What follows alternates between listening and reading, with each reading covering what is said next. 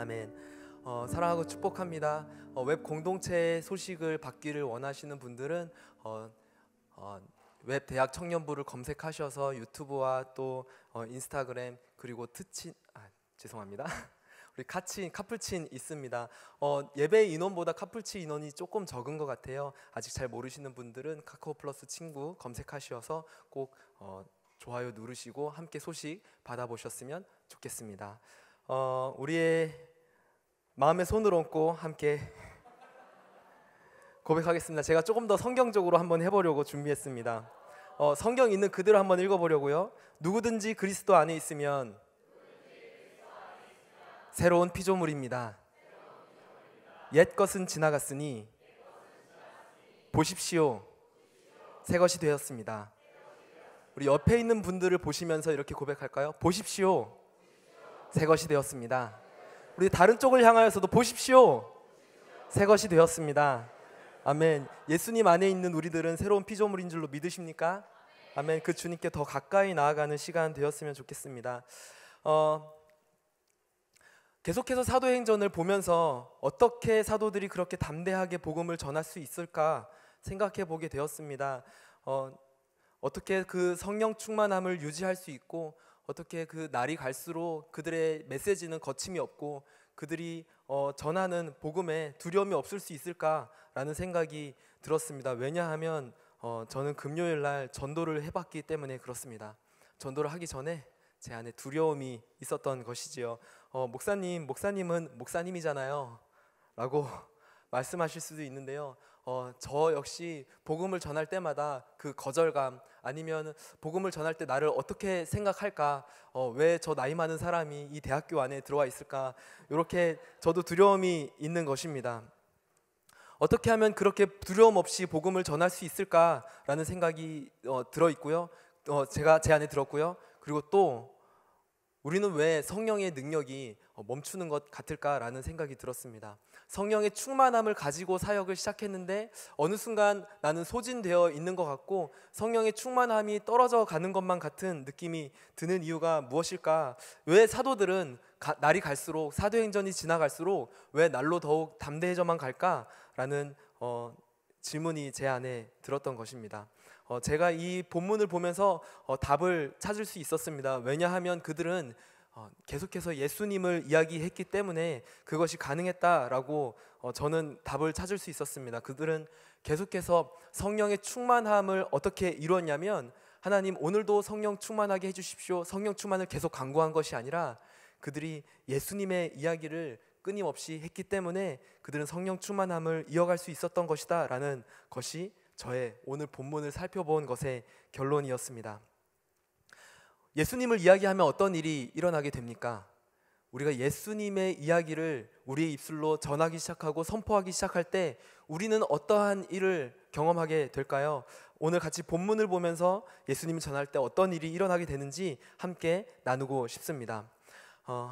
오늘 본문에는 담대하게 사역하는 예수님의 제자들이 나옵니다. 구체적인 이름은 나열되어 있지 않지만 베도들과 사도들이라는 이름이 나오고 있습니다. 그 사도들이라고 하는 이름은요, 기본적으로 아포스톨로스라고 하는데요, 헬라어로 아포스톨로스는 누구로부터 보냄을 받았다라고 하는 뜻입니다. 누가 보낸 자들인 것이죠. 그러니까 예수님의 사도들이라고 하면 예수 그리스도로부터 보냄을 받은 자라고 하는, 그 사명을 받아 보내심을 받은 자라는 뜻이 됩니다. 그러니까 이 사도들은 그 보내신 뜻을 잘 수행하는 것이 그들의 역할이고 사명일 것입니다. 지난주에 저희가 설교를 보면서 부부 사기단을 봤습니다. 아나니아와 삽비라 기억하십니까? 아나니아가 남자일까요, 여자일까요? 기억하십니까? 아나니아 남자입니다. 여자 이름 같은 사람이 남자이고요, 남자 이름 같은 삽비라가 여자였습니다. 부부는 닮는다고요? 자신의 소유를 팔았지만 그것의 일부를 드리기로 아주 기쁘게 동의했던 것 같습니다. 먼저 아나니아가 죽었습니다. 그리고 몇 시간이 흘러서 삽비라마저도 죽음을 맞이하게 되었습니다. 이 일이 있고 나서부터 5장 12절부터 보면 사도들의 사역이 날로 확장되는 것을 보게 됩니다. 많은 사람들이 이 사도들의 가르침을 받기 위하여서 모여들었습니다. 사람들은 이 예수님의 제자들을 칭찬했고 그들의 가르침을 듣기를 원했습니다. 제자들은 솔로몬의 행각에서 예루살렘 솔로몬의 행각에서 예수님을 전했습니다. 예수님에 대한 이야기를 했고 그분이 어떠한 분이신지를 증거했습니다. 솔로몬의 행각이 예루살렘의 뜰의 한 부분이라고 하더라고요. 그래서 이곳에서 제자들이 예수님을 가르쳤는데 그 중에 가장 인기 있는 제자는 베드로였습니다. 사도 베드로가 걸어갈 때에 사람들이 혹시라도 그 베드로의 그림자가 스치기를 원해서 자리를 깔고 누워 있었다라고 합니다. 여러분, 그림자라도 스치면 나에게 놀라운 일이 일어날 거야 라는 기대감을 가지고 사도 베드로 옆에 누워 있었던 것이죠. 그 소문을 듣고 예루살렘에 살지 않은 여러 지역에 사는 사람들도 모여들었던 것입니다. 이 솔로몬의 행각이 사도행전뿐만 아니라 다른 곳에서도 등장하는데 요한복음 10장에 등장하는 것을 제가 찾았습니다. 요한복음 10장에 예수님이 이 솔로몬의 행각에서 유대인들과 싸웠습니다. 한판 붙으셨습니다. 유대인들과 대화하셨는데 유대인들이 이 예수님을 가지고 뭐라고 했냐면 이 신성 모독을 하는 자 어찌 자기가 하나님의 아들이냐 하여서 돌로 쳐 죽이자. 이것이 바로 유대인들의 했던 말입니다. 이 예수님이 내가 하나님의 아들이다 라고 이야기하니까 이 유대인들이 화가 머리끝까지 나서 이 신성모독하는 자를 돌로 쳐 죽이자라고 했던 것이죠.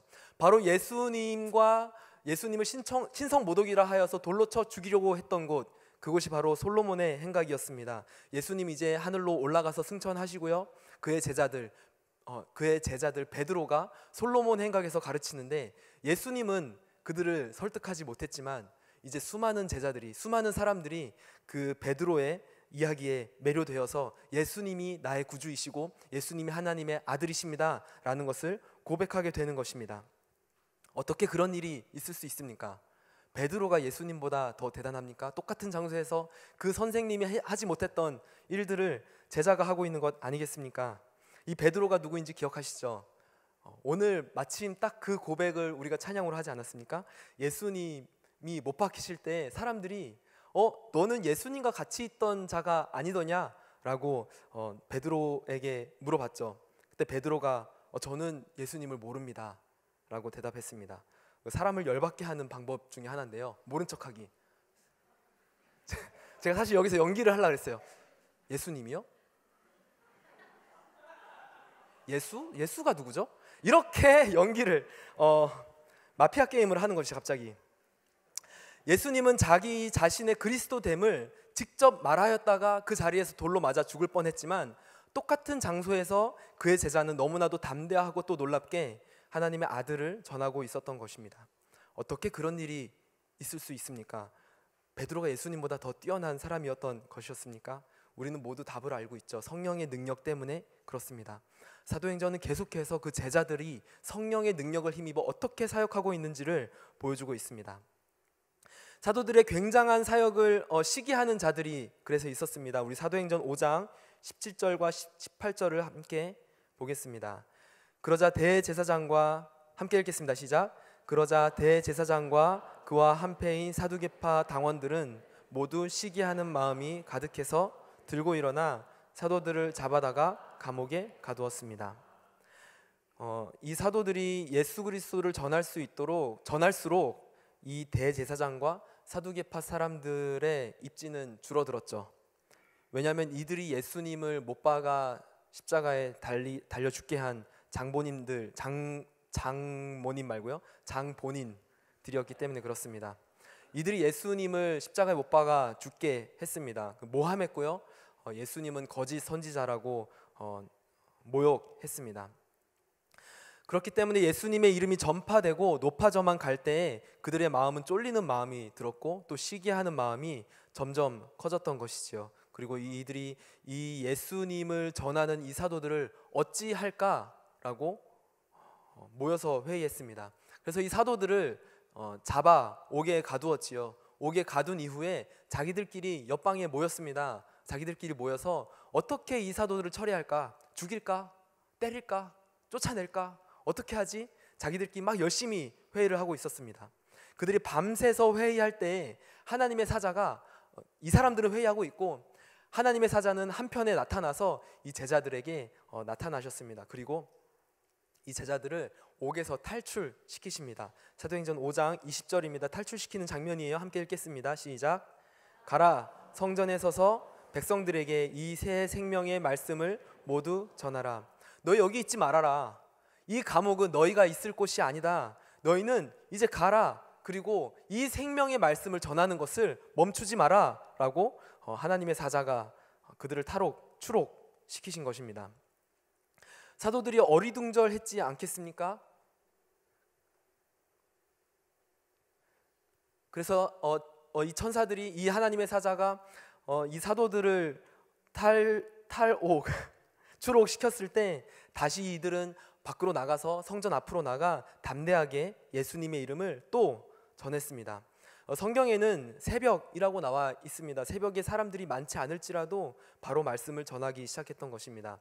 그때 대제사장과 서기관들이 열심히 회의하다가 안 되겠다, 얘네들을 다시 데리고 와서 얘네들을 신문해야겠다, 얘네들을 고문을 하든 때리든 한번 데려와서 말 좀 한번 들어보자 라고 이야기했던 것입니다. 그래서 사람들을 불러서, 말이 너무 빠르죠? 사람들을 불러서 이 베드로와 제자들을 다시 데려오게 했습니다. 그래서 찾으러 갔는데 없는 거예요. 옥은 역시 잠겨 있고 밖에는 간수가 여전히 지키고 있는데 안으로 들어가니까 그 베드로와 제자들이 없었던 것입니다.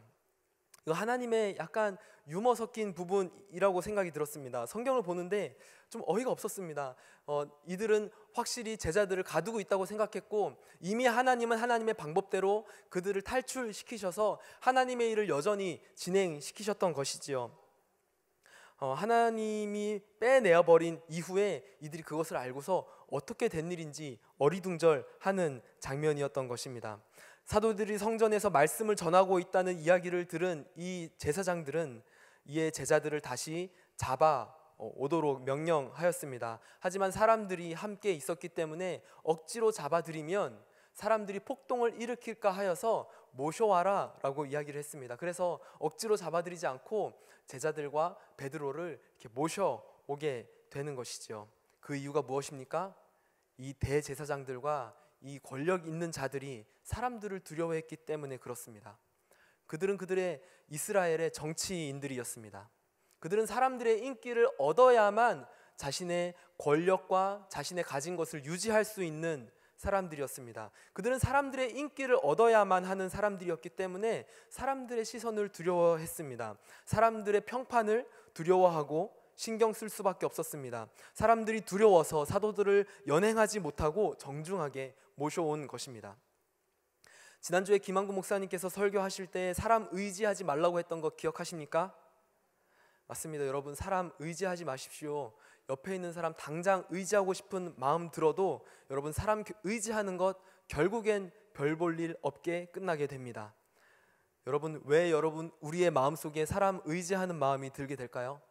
왜 우리는 사람을 의지하고픈 마음이 일어납니까? 왜 우리는 사람을 의지하고 싶은 마음이 불일 듯이 일어납니까? 왜냐하면 우리는 사람을 두려워하기 때문에 그렇습니다. 사람들을 두려워하기 때문에, 그들의 시선이 두렵기 때문에, 그들의 평판이 두렵기 때문에 그들로부터 안정감을 찾기를 원하고, 그들로부터 내 존재감을 확인하고 싶어하고, 그들로부터 내 소속감을 얻고 싶어 하는 것입니다. 그렇기 때문에 그들을 의존하고 우리 사람들을 두려워하는 것 아니겠습니까? 사도행전 5장 26절 함께 읽겠습니다. 시작. 그러나 강제로 끌고 오지 않았는데 그것은 사람들이 자기들에게 돌을 던질까 겁이 났기 때문입니다. 여러분, 그들은 겁이 났습니다.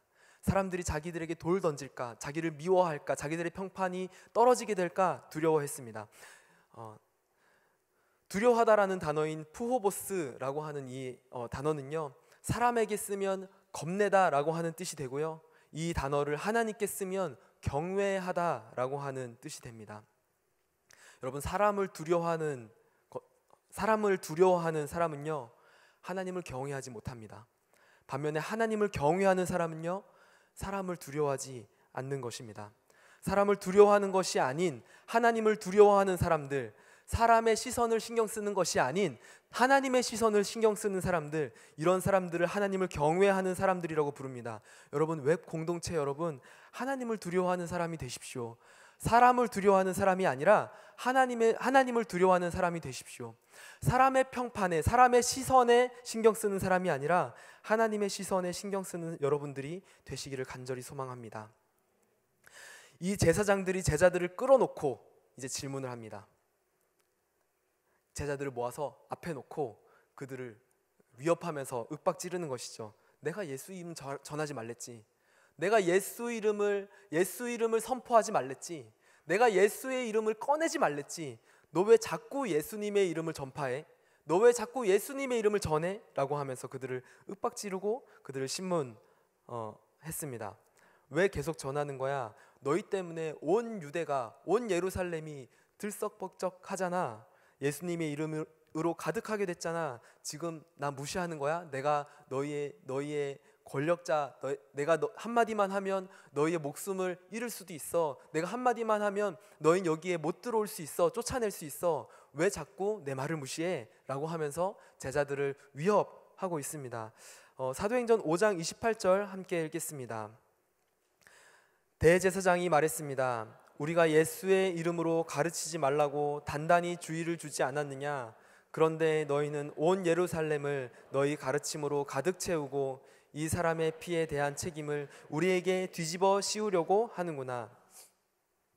이 사람이 예수님을 말하고 있습니다. 지금 사람을 두려워하고 있는 것 아니겠습니까? 지금 사람이 두려워서 예수님의 이름을 더 이상 전파하지 말라고 그들을 위협하고 있는 것입니다.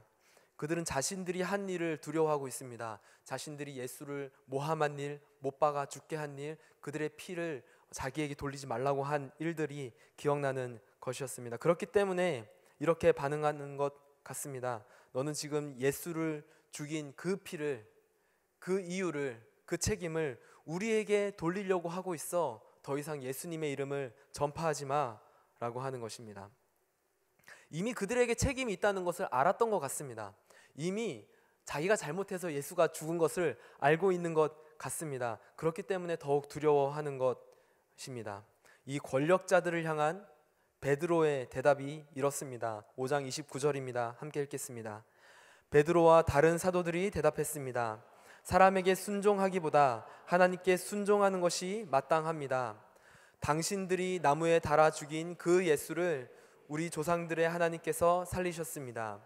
하나님께서는 이스라엘에게 회개와 죄의 용서를 주시려고 예수를 그분 오른편에 높이셔서 왕과 구세주가 되게 하셨습니다.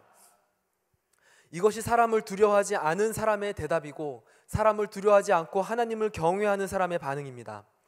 이 권력자들 앞에서 이 사도들이 이토록 담대할 수 있는 이유는 그들은 하나님을 경외하는 사람이고 사람을 두려워하지 않았기 때문입니다.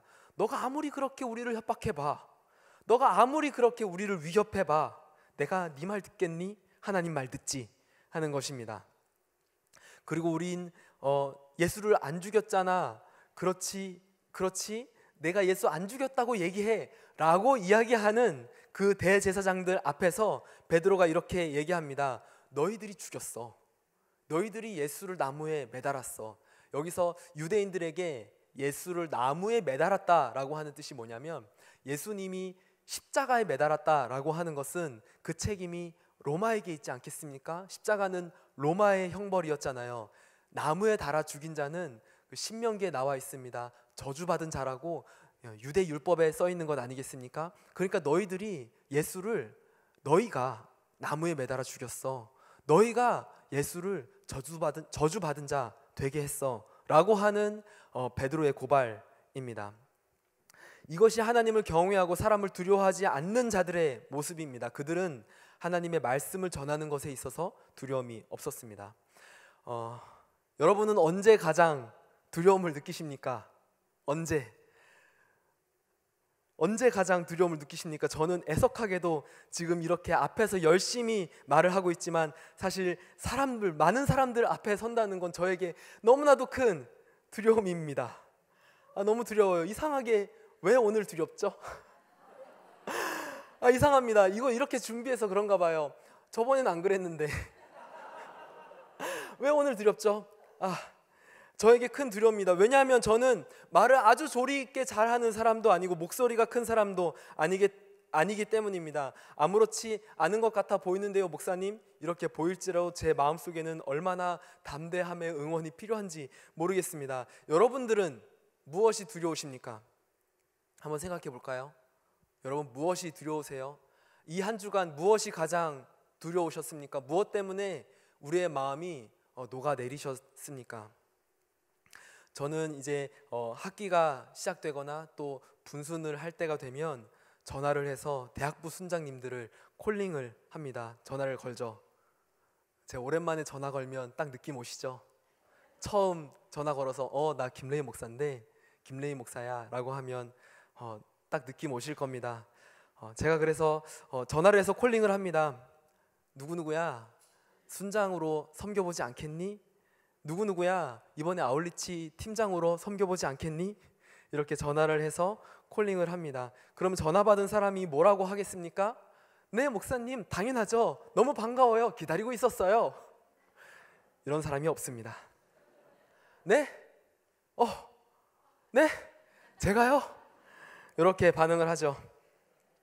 목사님, 저는 못해요. 목사님, 저는 말을 잘할 줄 몰라요. 목사님, 저는 사람들을 이끌 수 있는 사람이 아닙니다. 저는 한 번도 리더를 해본 적이 없어요. 목사님, 저는 잘 못할 것 같아요. 목사님, 저는 아울리치 한 번도 안 가봤는데 팀장으로 섬길 수 있을까요? 저는 잘 못할 것 같은데요.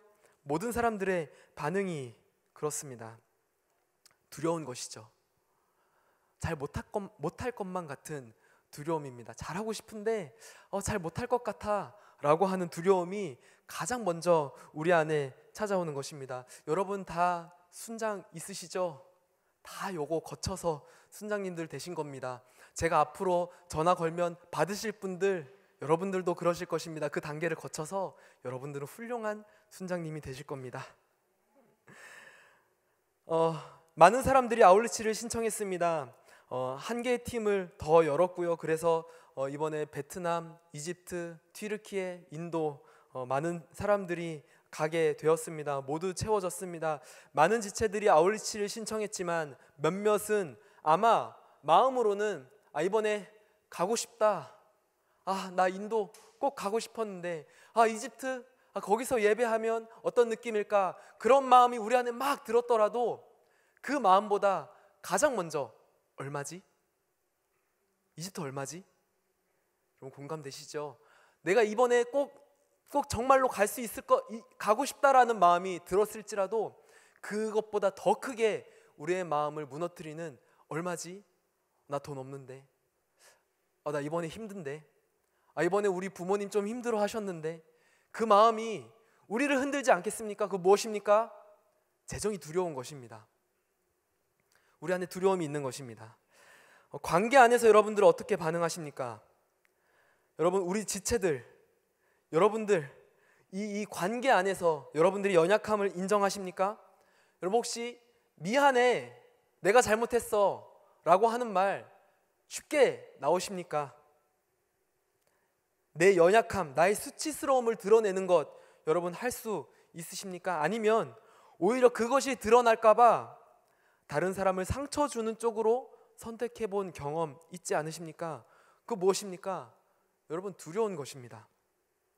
관계가 두려웠고 나 연약함이 드러나는 것이 두려운 것입니다.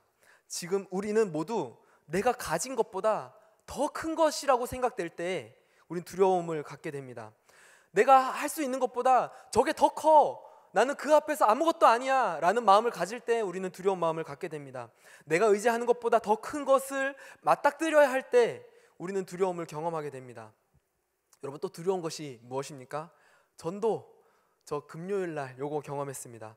곧 우리는 부활주의를 맞이하게 되고요. 그래서 전도도 하고 MC단이 초콜릿을 샀는데요, 1000개를 샀어요. 1000개. 여러분 이것을 가지고 송도와 곳곳에 나아가 초콜릿과 전도지를 나누면서 예수님이 부활하셨습니다. 여러분 초청합니다. 인천 온누리교회에서 왔습니다. 예수님은 당신을 사랑하십니다. 하나님 당신을 사랑하십니다. 교회로 오십시오 라고 전도를 하시게 될 것입니다. 여러분 어떠십니까? 벌써 마음에 나는 전도를 잘할 수 있어. 내가 하면 5명은 돌아오지. 5명은 회개 한 방이지. 이렇게 담대하십니까? 아니면 내가 목사님 제가 전도를요. 송도에서요. 거기 제 직장이 있는데요. 거기 제 학교가 있는데요. 이런 생각이 가장 먼저 드십니까? 여러분, 전도요. 저도 무서워요. 저도 무섭습니다.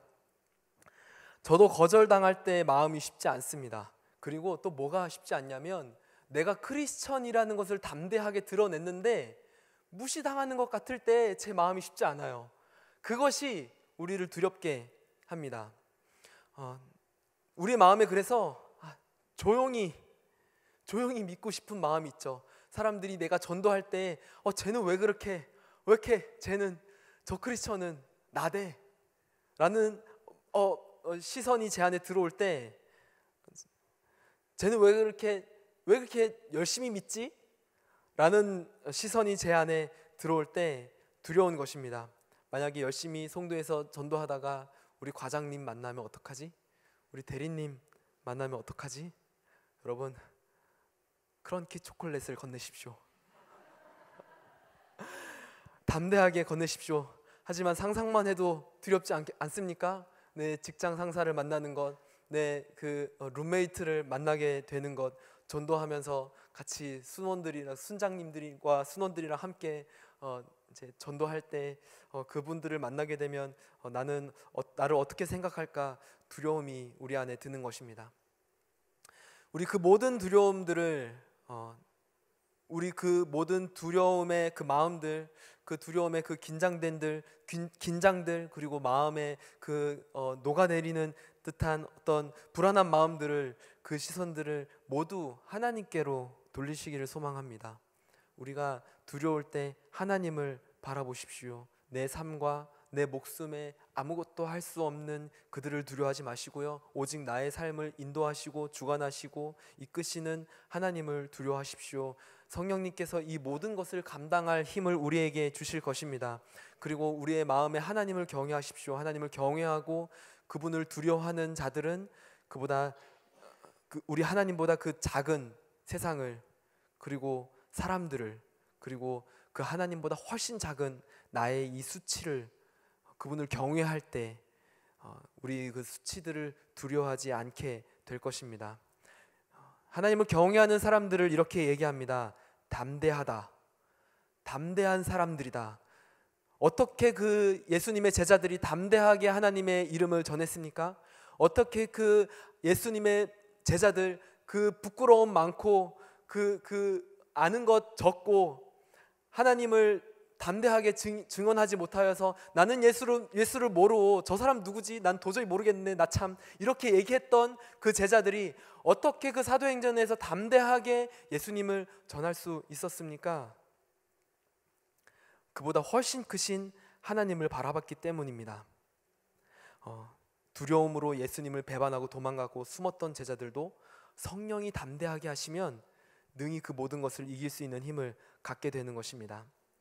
인하대에서 전도를 했는데요, 그 칫솔 전도했다고 했잖아요. 칫솔을 300개를 준비해 갔습니다. 300개 굉장히 많은 숫자 아니겠습니까? 그 300개를 부스를 열고 이렇게 깔고 이제 칫솔을 나눠드렸습니다. 사실은 예수님 믿으세요 이렇게 얘기하지 못하고 어떻게 했냐면, 여러분, 칫솔 드립니다. 칫솔 공짜로 드립니다. 칫솔 받아가세요. 이렇게 전도했습니다. 그래서 칫솔 받으러 오면 전도지도 같이 드리는 거죠. 칫솔 가지러 왔지만 전도지도 같이 받으십시오 해서 가져가게 하는 것입니다. 근데 처음에 우리의 마음에 조금 두려운 마음이 들었습니다. 전도할 때 늘 우리의 마음에 좀 긴장되고 두려운 마음이 있으니까 이 전도할 때 어떻게 사람들이 반응할까, 좋아할까, 이런 두려운 마음 가졌었는데요. 사람들이 너무 기쁘고 환하게 이 칫솔을 가져가면서 전도지도 같이 가져가는 것이었습니다. 어떤 사람들은 우리에게 말을 붙이기도 했습니다. 어떻게 오셨냐고, 그리고 어떤 사역을 하는지 물어보는 사람도 있었고, 직접 오셔서 QR을 찍어가는 사람들도 있었습니다. 그 일을 경험하니까 저희 안에 두려움이 조금씩 사라지게 된 것입니다. 전도를 하다가 시간이 흘러서 결국에 칫솔은 솔드아웃 되었습니다. 전도지는 아직 남았는데 칫솔이 끝났기 때문에 저희는 부스를 접었습니다. 하지만 우리의 마음에 이미 담대한 마음이 찾아왔기 때문에 몇몇 지체는 칫솔과 상관없이 전도지를 나눠주기 시작했습니다. 제가 그것을 보는데 제 마음이 좀 벅차오르는 것을 느꼈어요. 이미 우리의 마음이, 담대한 마음이 그 두려움을 이긴 것 아니겠습니까? 전도지를 나눠주면서 우리의 예수 그리스도의 이름을 전파하기 시작했습니다. 사람들이 와서 기뻐하면서 칫솔들을 가져가면서, 친구들끼리 가져가면서 와 아싸 게이득 이러면서 가져가더라고요. 제 마음에 그래, 칫솔 공짜로 받아서 좋지, 공짜 칫솔 좋지, 진짜 게이득은 예수님인데, 이런 생각이 제 안에 들었습니다. 여러분, 하나님께서 일하심을 우리가 경험하게 되면 우리 안에 모든 두려움은 사라지게 되는 것입니다. 오늘 선교사로 파송 받으신 성원 선교사님도 두려움이 있다라고 말씀하시지 않았습니까? 저는 걱정하지 않습니다. 하나님이 함께 하시면 그 두려움을 능히 이기게 될 것입니다. 우리 순장님들 콜링할 때 목사님 저 두려워요, 할 수 없어요, 저는 맞지 않는 사람입니다, 보낼 만한 사람을 보내소서, 이렇게 얘기했지만 제가 걱정되지 않아요. 지금은 두렵지만 하나님과 함께하면 너희가 능히 이길걸? 라고 하는 마음이 제 안에 드는 것입니다. 대제사장들과 권력자들은 제자들이 이렇게 담대하게 말하는 것을 듣고서 화가 치밀어 올랐습니다. 그래서 그냥 싹 죽여야겠다 이렇게 마음 먹었을 때 이 가말리엘이라고 하는 그 존경받는 학자가 이렇게 얘기하는 것입니다. 여러분, 잠깐 제 말을 들으십시오. 하나님께서 이들과 함께 하시는 거면 여러분들은 하나님을 대적하는 자들이 됩니다. 하지만 이들이 전하는 이 하나님이 만약에 가짜라면, 이들이 전하는 이 예수가 가짜라면 이들은 알아서 없어지게 될 것입니다. 이미 수많은 사람들이 있지 않았습니까? 이미 수많은 하나님의 그 선동가들이 있지 않았습니까? 그들이 지금 남아있지 않습니다. 모두 가짜였기 때문에 그렇습니다. 만약에 이 베드로와 제자들이 전한 예수 그리스도도 가짜라면 알아서 없어질 것입니다 라고 이야기를 했습니다. 이 권력자들이 들으니까 가만히 듣고 보니까 설득력이 있는 거예요. 이야기를 듣고 보니까 우리가 굳이 애써서 이 사람들을 잡아죽일 필요가 있나? 이들은 가짜인데 얼마 없어서 없어져 버릴 거야. 얼마 지나지 않아서 모두 사라져 버릴 거야. 모두 뿔뿔이 흩어질 거야. 모두 제 갈 길 가겠지라고 생각했습니다. 그래서 그들이 제자들을 불러서 너희 다시는 예수 이름 전하지 마라고 이야기하고 채찍질해서 보내게 되었습니다. 제가 약간 열받는 포인트였습니다. 이 공회의 결정은 그냥 보내고 알아서 살아라. 너희가 가짜니까 너희들은 점점 없어질 거야. 점점 흩어질 거야. 지금은 이렇게 뜨겁지? 점점 식어질 거야. 이것이 그들의 결정 아니었습니까? 근데 그들이 이들을 굳이 모아서 채찍질해서 보내는 것이었습니다. 몇 대 맞았을까요? 아마 40에서 하나 감한 매를 맞지 않았을까 생각됩니다. 40대 이상 때리는 거 법으로 금지되어 있다라고 하더라고요. 그래서 40에서 하나 감한 매와 채찍질을 맞았을 것 같습니다. 지금 이 제자들이 어떤 사람입니까? 수많은 사람들이 이 제자들의 그림자 스치기를 구하면서 모여들지 않았습니까? 수많은 사람들이 이들의 기도를 받기 위해서 모여들지 않았습니까? 예루살렘과 예루살렘 안팎에 수많은 사람들이 모여들어서 기도 좀 해주십시오. 나의 병 좀 낫게 해주십시오. 귀신 좀 쫓아내 주십시오. 그리고 예수님에 대해서 우리에게 가르쳐 주십시오 라고 모여들지 않았습니까? 그들은 권능이 있었습니다. 제자들은 힘이 있었고 하나님의 함께 하심이 있는 자들이었습니다. 얼마 정도였냐면 숨겨서 자신의 재산을 팔고 일부만 바쳤던 사람들에게 사람들의 죄도 다 드러날 정도로 너네 이거 전부 아니잖아 라고 한마디만 하니까 혼이 떠나갈 정도로 사도들에겐 권능이 있지 않았습니까? 그럼에도 불구하고 지금 그들은 혼꾸녕을 당하고 있는 것입니다. 채찍질 당하고 있는 것입니다. 하나님이 그들을 감옥에서 꺼내주실 수 있음에도 불구하고 제자들은 그럴 만한 힘과 권능이 있었음에도 불구하고 그들은 모욕을 당했고 채찍질을 맞아야 했습니다. 이 제자들의 반응이 어땠을까요? 이 제자들의 반응이 이랬습니다. 사도행전 5장 40절 41절입니다. 함께 읽겠습니다. 그의 충고는 충분히 설득력이 있었습니다. 그들은 사도들을 안으로 들여 채찍질을 하고는 예수의 이름으로 말하지 말라고 명령하고는 풀어주었습니다. 사도들은 예수 이름을 위해 모욕당하는 것이 합당하다고 생각하고는 기뻐하며 공회를 떠났습니다. 제자들이요 기뻐했어요. 제자들이요 기뻐했대요. 제가 이것을 읽고 이걸 어떻게 설명하지? 라는 생각이 들었습니다. 여러분 매 맞고 기뻐할 수 있나요? 몽둥이 맞고 여러분 기분 좋으신 분 있으십니까? 매 맞고 채찍질 맞고 기분 좋아서 너무 행복해 라는 분 있으십니까? 여러분 그럴 수 없죠. 제가 어릴 적에 부모님께 맞았던 기억이 있습니다. 종종 있지 않고 꽤 자주 있었습니다. 제가 정말 많이 맞았는데요. 매일은 아니고 한 주중 행사 정도 됐던 것 같아요. 저희 부모님이 저를 굉장히 사랑하셔서 제가 엇나갈 것을 두려워하셨어요. 제가 잘못 나갈까, 제가 잘못된 친구를 사귀지 않을까, 몰래 오락실 가서 담배 피지 않을까 이런 것들을 걱정하셨습니다. 그래서 조금이라도 엇나가는 행동의 느낌만 있어도 저를 그렇게 회초리를 드셨습니다. 혹은 어떻게 훈계해야 할지 잘 모르실 때에도 회초리를 드셨던 것 같은 느낌이 지금 생각해보면 드는 것 같기도 합니다. 제가 매를 맞을 때 어떻게 하면 내가 다시는 부모님한테 매 맞지 않고 다시 사랑받는 자녀가 될 수 있을까? 너무 후회스럽다. 사랑받는 아들이 되고 싶어. 이런 마음으로 매 맞지 않고요. 어떻게 생각했냐면 어떻게 하면 이 적게 맞을 수 있지? 이런 생각이 들었어요. 그래서 제가 연습을 했습니다. 불쌍한 표정 연습. 그래서 여기를 올려서 제일 불쌍한 표정을 지으면서 손을 이렇게 둥글게 말아서 최대한 안타까운 제스처를 취하는 연습을 했던 것이죠. 긍휼의 마음을 일으키기 위해서 노력했습니다. 한 대만 맞아도 막 소리를 지르면서 막 불렀습니다. 여러분 이거 무엇입니까? 저는 매 맞는 게 하나도 기쁘지 않았어요. 부모님의 사랑의 매? 무슨 사랑의 매? 너무 아픈데 저 맞는 거 기쁘지 않았어요. 하나도 행복하지 않았습니다. 근데 제자들은 이상해요.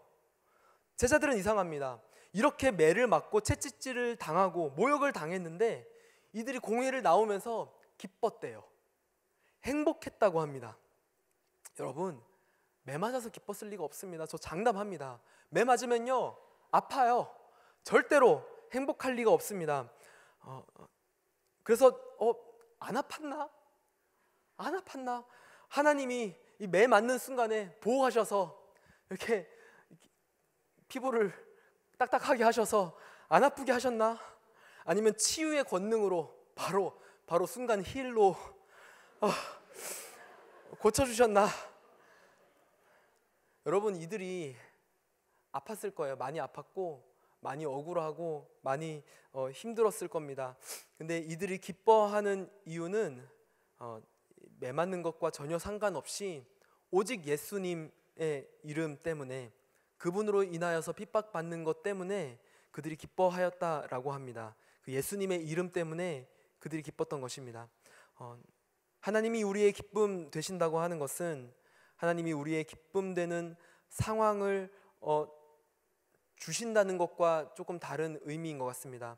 하나님이 우리의 기쁨 되신다고 하는 것은 우리가 기뻐할 만한 상황을 하나님이 만들어 주신다라는 것과 전혀 다른 말인 것 같습니다. 오히려 기뻐할 만한 상황이 아닌 때에 주어지는 기쁨, 몸도 지치고 감정도 무너지는 상황, 절망이 내가 가만히 있어도 나의 마음과 내 영혼과 육신을 덮는 그러한 상황, 내가 이 어려운 내 슬픔을 묵상하지 않아도 저절로 슬픔 큐티가 되는 그런 상황, 내 실패가 너무나도 크게 내 안에 다가오는 그런 상황, 이런 상황과 환경에 처할 때라도 하나님이 우리에게 기쁨을 주시는 방법은 그것을 벗어나기 때문에 기뻐하시게 하는 것이 아니라 그것을 이기게 하시고 승리하게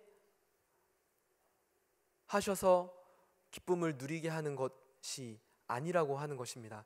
그러한 상황과 환경에 처했을지라도, 여전히 우리의 상황은 바뀌지 않을지라도, 여전히 우리의 마음에는 절망이 속삭일지라도 하나님이 주시는 기쁨은 우리가 눈을 들어 예수 그리스도를 보게 하시는 것으로 하나님 우리에게 기쁨을 회복시키시는 것입니다.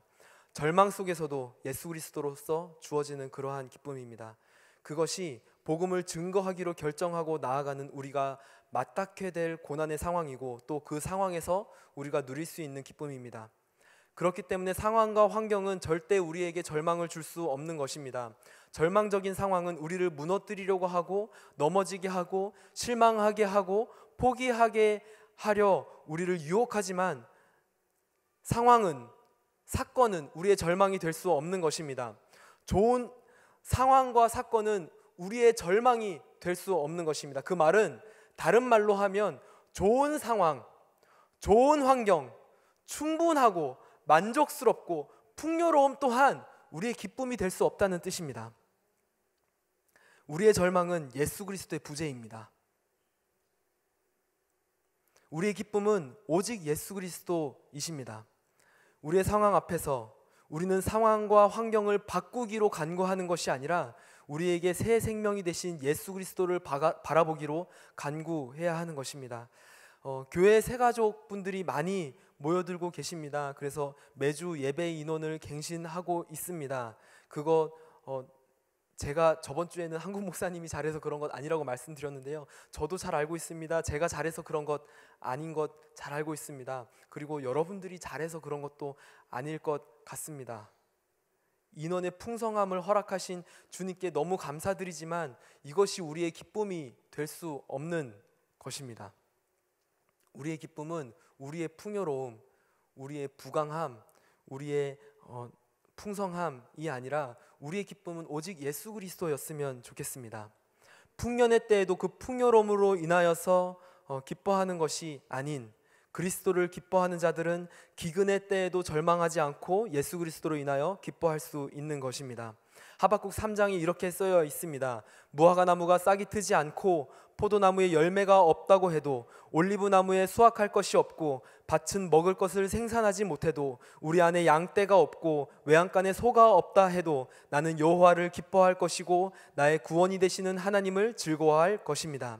이것이 성령 충만하여서 복음을 전했던 사도들이 누렸던 기쁨인 것입니다. 마지막으로 제자들에게 허락된 하나님의 은혜를 나누고 싶습니다. 그것은 하나님의 증언하심입니다. 그들이 놀라운 능력과 병고침과 많은 사람들이 그들을 따랐던 이유는 그들이 복음을 전했기 때문이고 그 복음의 능력이 있었기 때문입니다. 사도행전 5장 19절 20절을 함께 읽도록 하겠습니다. 19절 20절입니다. 그러나 그날 밤 주의 천사가 감옥 문을 열고 사도들을 밖으로 데리고 나오며 말했습니다. 가라, 성전에 서서 백성들에게 이 새 생명의 말씀을 모두 전하라. 하나님은 사자를 보내서 제자들에게 가라라고 말씀하셨습니다. 그리고 이 생명의 말씀, 곧 복음, 이것을 전하라라고 말씀하셨습니다.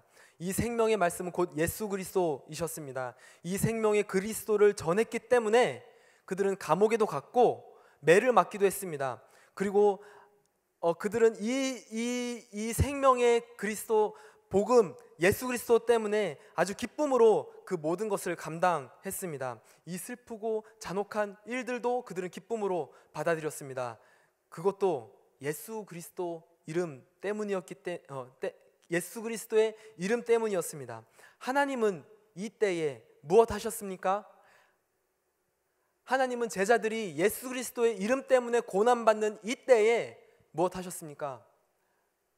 여러분, 예수님의 이름 때문에 고난 당해 보셨습니까?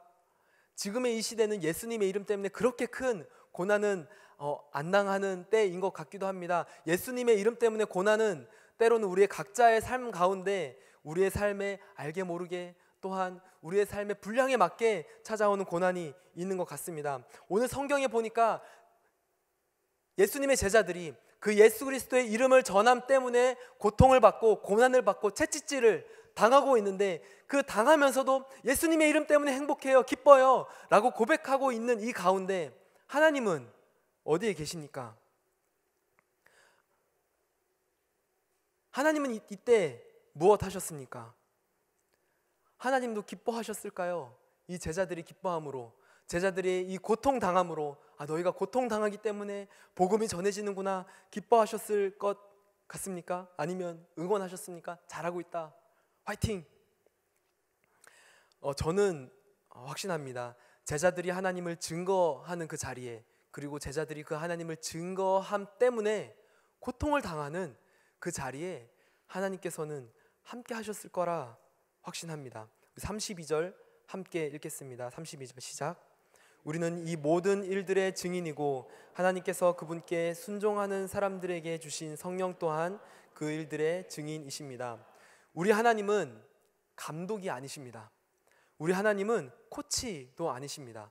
우리 하나님은 관객은 더더욱 아니십니다.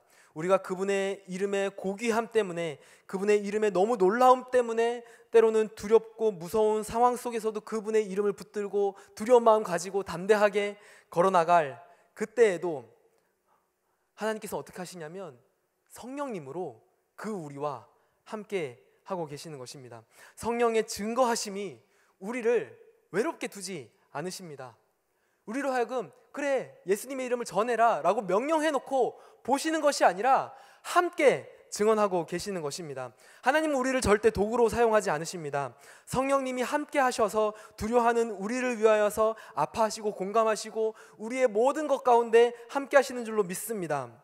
그렇기 때문에 우리가 날로 더욱 담대할 수 있는 것입니다. 우리 성령 하나님은요, 예수 그리스도를 증거하기 위한 하나님의 영이실 뿐만 아니라 이 증인으로 서기로 결정하며 나아가는 우리를 위한 증인으로서 함께 해주시는 것입니다.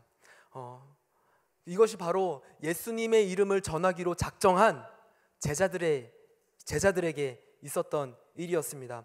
예수님의 이름을 전하기로 작정한 제자들에게 하나님께서는 그들에게 성령으로 함께 하시면서 담대하게 하시고, 그들이 기뻐할 수 없는 와중에도 기뻐하게 하시고, 그들이 당하고 있는 어떤 고통과 어려움 속에서도 내버려 두지 않으시고 함께 증언하시면서 우리의 모든 것 가운데 동행하셨던 것입니다. 그것이 바로 예수님의 이름을 증언할 때, 예수님의 이름을 이야기할 때, 예수님의 놀라운 이야기를 전할 때 있었던 일이었습니다. 말씀을 준비하면서 저번 주에도 조은식 전도사님 이야기가 나왔는데요, 말씀을 준비하면서 운식 전도사님이 저에게 이렇게 물어봤습니다. 목사님, 이번 주 말씀 주제가 뭐예요? 무슨 말씀 전하세요? 저에게 얘기했는데 제가 장난을 많이 치거든요. 이제 반말로 장난을 했어요. 약간 외국 사람들 제스처 이렇게 하면서 예수님 이야기지 뭐 똑같지 않겠어? 예수님 이야기지, 이렇게 이야기를 했습니다. 제가 장난스럽게 얘기했는데요, 이렇게 얘기하고 나서 생각해 보니까 정말 제 마음에 정말 예수님 이야기만 했으면 좋겠다. 인본주의적인 이야기 말고, 우리의 마음을 위로하기 위한 그런 달콤한 이야기 말고, 내가 전하는 이야기 속에 그냥 예수님 이야기만 있었으면 좋겠다라고 하는 생각이 들었습니다. 이곳에서, 이 교회에서, 또 이 하나님의 공동체 안에서 다른 이야기 말고, 우리가 어떻게 하면 잘 살까 말고 그냥 예수님 이야기만 이곳에서 선포되었으면 좋겠다, 이런 마음이 들었습니다. 우리의 우리 순 모임, 그 두세 명 모인 그 모임에 예수님의 이야기만 나왔으면 좋겠다. 예수님이 어떠한 분이신지, 내 삶에 어떻게 일하셨는지, 내가 예수님을 경험했을 때 어떻게 놀랍게 변화되었는지 그 얘기가 우리 순에서 넘쳐 흘렀으면 좋겠다. 제 마음에 이런 마음이 들었으면 좋겠습니다. 예수님의 이야기가 넘쳐날 때, 우리가 예수님의 이야기를 할 때, 예수님이 어떠한 분이시고 어떻게 행하셨고 내 삶에 어떻게 놀랍게 일하셨는지 우리가 그 이야기를 할 때 하나님께서 우리 가운데 어떠한 일을 하십니까? 우리로 하여금 담대하게 하시는 것입니다. 우리로 하여금 기뻐할 수 없는 와중에 기뻐하게 하시는 것입니다. 우리가 그 예수님의 이름으로 고난의 자리 가운데로 나아갈 때 예수님께서 함께 동행하여 주시는 것입니다. 우리는 이제 아울리치 시즌으로 들어가게 되지 않겠습니까? 우리는 해외로 나가는 분들도 있고요, 어떤 분들은 이 나라 곳곳으로 저기 장수로, 강화로, 아니면 저기 저 고성으로 가게 됩니다. 우리는 가서 무엇 합니까? 우리 수박 팔러 가는 겁니까? 아니요. 우리 요리하러 갑니까? 아니죠. 우리는 예수님 얘기하러 가는 겁니다. 다른 거 아니고요. 다른 재밌는 거 말고 우리 예수님 이야기하러 가는 겁니다. 우리 예수님 이야기하러 다음 주에 또 송도 아울리치 떠나게 됩니다. 우리의 모든 두려움을 넘어서서 우리를 담대하게 하실, 그리고 우리에게 그 모든 빼앗겼던 기쁨, 우리가 모든 잃어버렸던 기쁨을 예수님의 이름 때문에 다시 회복시키실, 그리고 우리와 함께 하여서 넌 혼자가 아니야, 내가 늘 너와 함께 할 거야 라고 하셨던 예수님의 말씀을 신실하게 이루실 그 예수님의 이름을 전하러 가는 것입니다. 담대하게 주님을 위한 증인으로 서십시오. 하나님은 우리를 결코 혼자 내버려 두지 않으십니다. 우리가 예수님의 이름을 붙들며 그분의 이름을 증거하며 나아갈 때 하나님 우리의 삶을 사용하셔서 우리의 삶을 통하여 그분의 놀라운 이름을 드러내게 하실 줄로 믿습니다. 우리 같이 찬양하면서 이 시간 기도하며 나아가길 소망합니다. 두려운 마음 가진 자여 놀라지 말라, 이 찬양하면서 하나님께서 우리에게 주시는 약속을 붙들고 함께 기도하며 나아가시겠습니다. 두려운 마음 가진 자여 놀라지 말라. 주 너의 하나님 강한 손으로 주 이름 부를 때 주님 구하시리.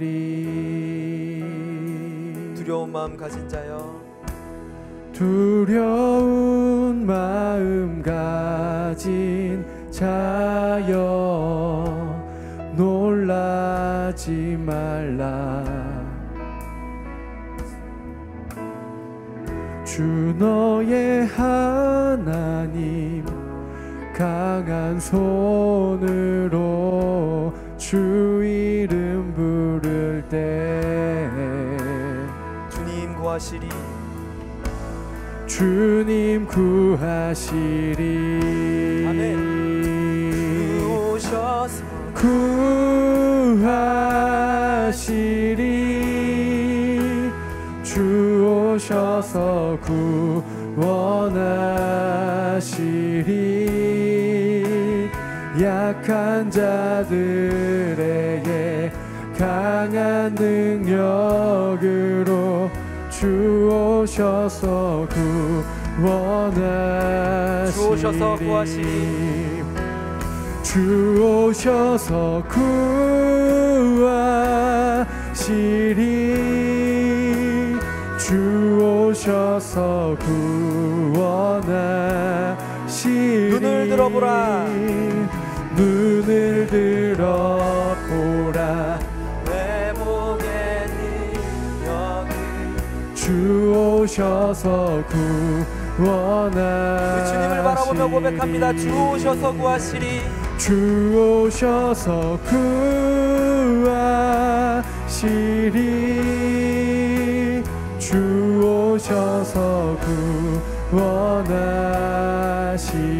약한 자들에게 약한 자들 주님의 강한 능력으로 주 오셔서 우리 하나님의 강권적인 역사로 우리의 삶에 일하시길 소망합니다. 주 오셔서 일하시리. 주 오셔서 구하시리. 주 오셔서 구원하시리. 눈을 들어보라. 눈을 들어보라. 회복의 능력을 주 오셔서 구원하시리.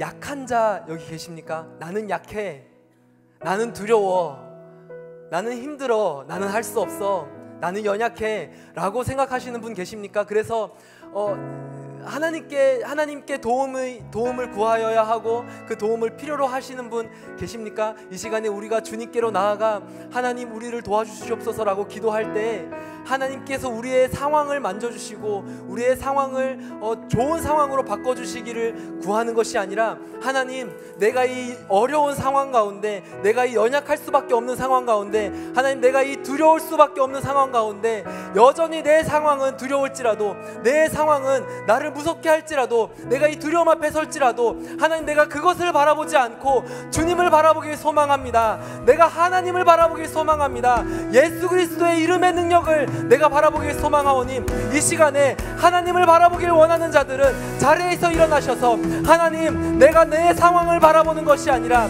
나의 연약함을 묵상하는 것이 아니라, 나의 불안함을 묵상하는 것이 아니라, 하나님 나를 지으시고 이끄시며 나를 선한 길로 인도하시는 그 하나님을 바라보며 그 하나님을 선포하게 하여 주시옵소서.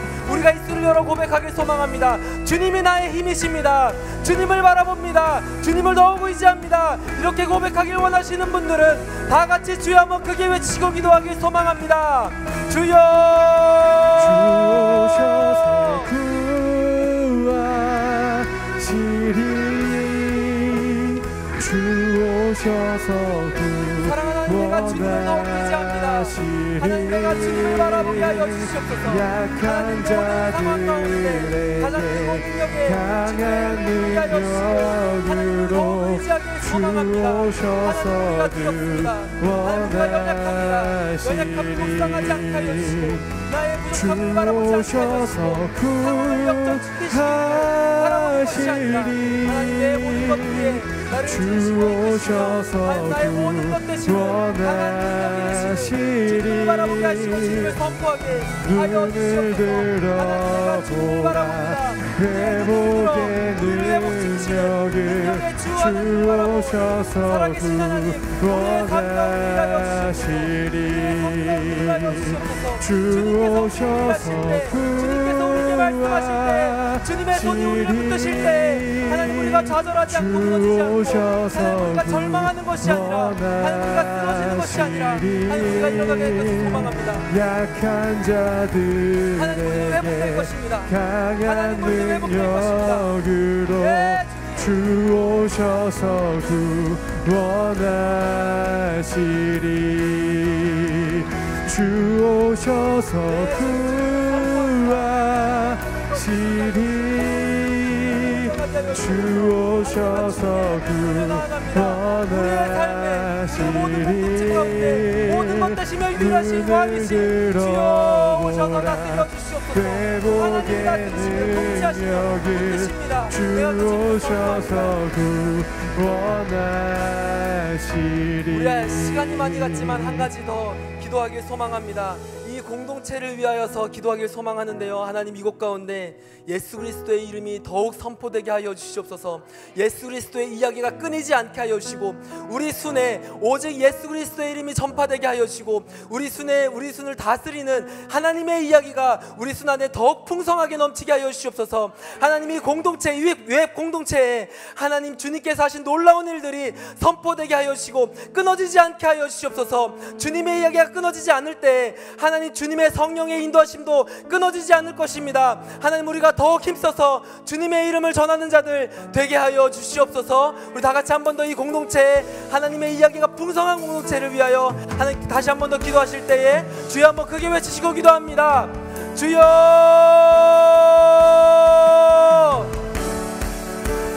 하나님 우리에게 주님의 이름을 허락하여 주시옵소서.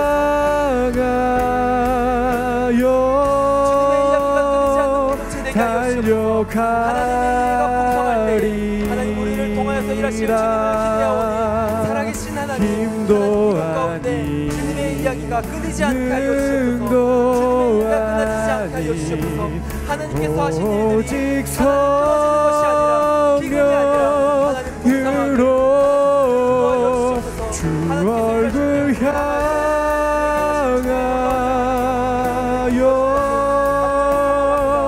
달려가리라. 오 주의 영광 안에 살게 하소서. 우리에게 주님의 이야기가 끊이지 않게 하여 주시옵소서. 하나님 우리의 손에, 하나님 우리의 삶에, 하나님 우리의 모든 간증 가운데 하나님께서 우리에게 하셨던 놀라운 일들이 증언되게 하여 주시고 멈추지 않도록 주님 인도하여 주시옵소서. 살아계신 하나님 주님께서 일하시면 하나님 기름 부으심은 멈추지 않을 것입니다. 하나님의 이야기가 멈추지 않을 것입니다. 하나님 우리에게 일하여 주시옵소서. 우리에게 일하여 주시옵소서. 오직 성령으로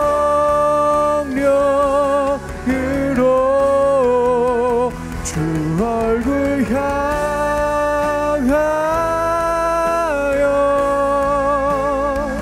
달려가리라.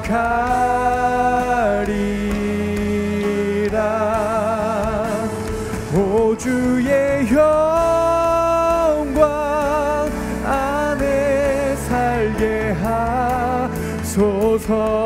고백합니다. 주 말씀 향하여, 주 말씀 향하여, 주 말씀 향하여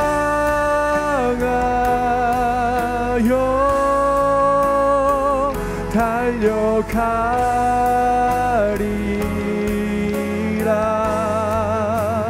힘도 아닌 능도 아닌 오직 성령으로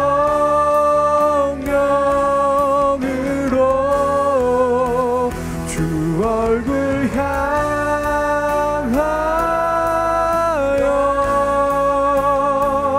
달려가리라.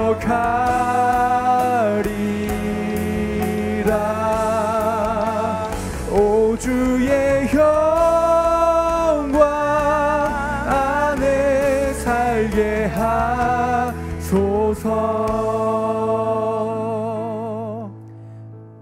사랑하는 하나님, 그 연약했던 제자들이 주님의 이름을 전하며 나아갈 때 성령의 기름 부으심과 놀라운 능력이 끊어지지 않았던 것처럼, 그리고 그 성령의 담대하게 하심과 기뻐하게 하심이 멈추지 않았던 것처럼, 하나님 이 공동체에 예수 그리스도의 이름을 말하는 풍성함이 끊어지지 않게 하여 주시고 오히려 차고 흘러 넘쳐지기를 소망합니다. 우리가 예수 그리스도의 이름을 멈추지 않을 때 하나님 우리 안에 우리의 영혼을 더욱 담대하게 하시고 잃어버렸던 기쁨을 다시 회복시키실 하나님을 기대하오니, 하나님 우리의 입술에 예수 그리스도의 이름을 허락하여 주시옵소서. 우리의 삶에, 우리의 공동체에, 우리의 순에 예수 그리스도의 이름을 허락하여 주시옵소서.